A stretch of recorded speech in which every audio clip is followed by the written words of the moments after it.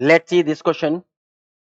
A boat carrying a steel ball is floating on the surface of water in the tank. If the balls are thrown into the tank one by one, how will it affect the level of water? Question बोला है कि ये boat है और ये float कर रही है यहाँ पे,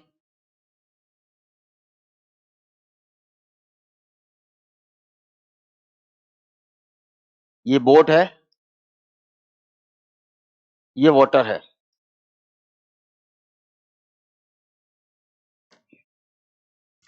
इसके अंदर बॉल्स है, स्टील बॉल्स है।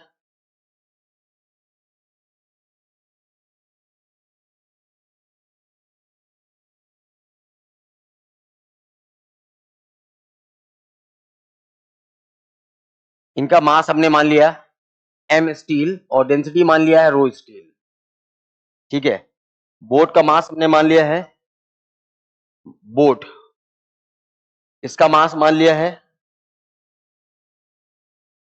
इसका मास, बोट का मास हमने ले लिया है एम बी और डेंसिटी ले लिया हमने रो बी, और वाटर की डेंसिटी पता है कितना है रो डब्ल्यू। ये जो कंसेप्ट बेस्ड है ये फ्लोटिंग पे बेस्ड है, आर्किमिडीज प्रिंसिपल का ही पार्ट है, फ्लोटिंग पे बेस्ड है। इसमें इनिशियली टोटल मास कितना है, इनिशियली इमर्स वॉल्यूम निकाल लेंगे हम लोग,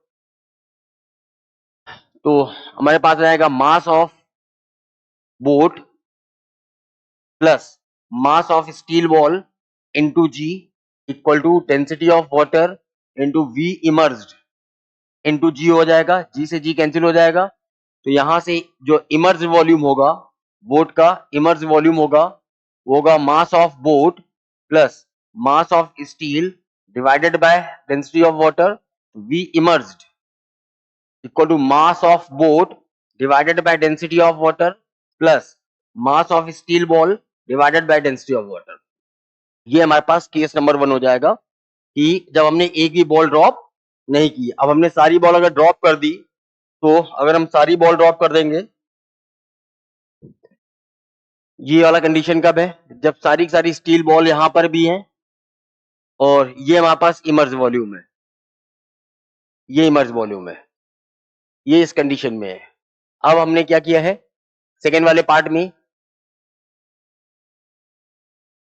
केस 2 में सारी सारी बॉल हमने यहां पर डाल दिया है, तो अब सिर्फ बोट बचेगा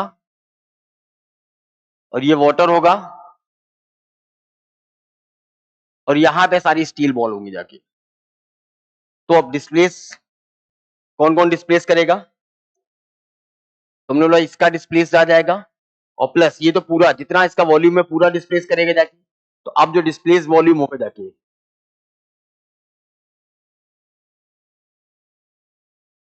डिस्प्लेस्ड वॉल्यूम अब जो आएगा जाके वो बोट का आएगा।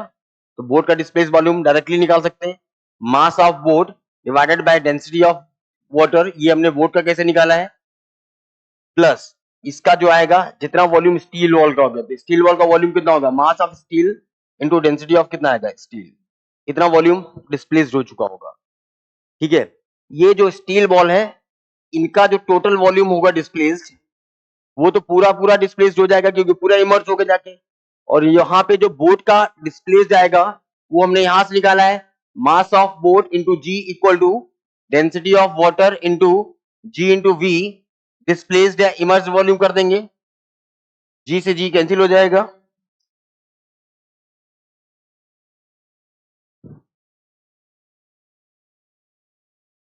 तो यहां से जो वी डिस्प्लेस्ड होगा बोट की वजह से, बोट की वजह से डिस्प्लेस्ड आएगा mass of boat divided by density of water, ये बोट की वजह से डिस्प्लेस्ड होगा और प्लस ये जितनी स्टील बॉल पानी के अंदर की है ये अपने वॉल्यूम के बराबर डिस्प्लेस करेगा। तो इन बॉल का टोटल वॉल्यूम ऐसे निकालेंगे जाके। अब ये वाटर डिस्प्लेस हो रहा है पहले इमर्ज वॉल्यूम ये था, अब ये है। तो देखो इसमें ये वाला पार्ट दोनों में सेम है, ये वाला पार्ट दोनों में सेम है। ठीक है, डेंसिटी ऑफ स्टील, स्टील की डेंसिटी वाटर की डेंसिटी से ज्यादा होता है, greater than density of water, 1 upon density of water less than 1 upon density of steel, तो 1 upon density of steel less than 1 upon density of water होगा। इसका मतलब जीएल ऑफ फ्रैक्शन ज्यादा होगा, तो वी इमर्ज हमारे पास पहले ज्यादा था, वी इमर्ज बड़ा होगा, वी डिस्प्लेस्ड है। अब जो डिस्प्लेस्ड हुआ है उससे हमारे पास ज्यादा हो जाएगा, तो डिस्प्लेस कम हुआ है, इसका मतलब हमारे पास लेवल ऑफ लिक्विड क्या कर जाएगा, फॉल कर जाएगा जाके।